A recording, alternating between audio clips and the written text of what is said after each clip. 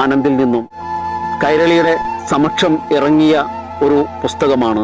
രക്തവും സാക്ഷികളും എന്ന ഈ ഒരു ലേഖന സമാഹാരം.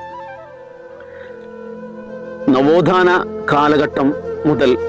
ആധുനിക മനുഷ്യൻ നേരിടുന്ന വെല്ലുവിളികൾ വരെയുള്ള ഒരു നീണ്ട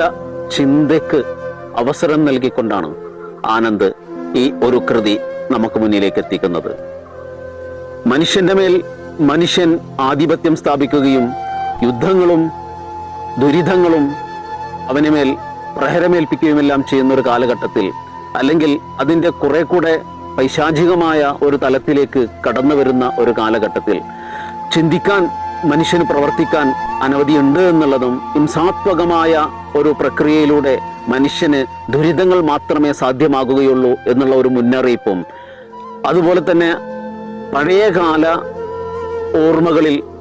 പുതിയ കാലത്തേക്ക് ഒരു പാലം പണിതുകൊണ്ട്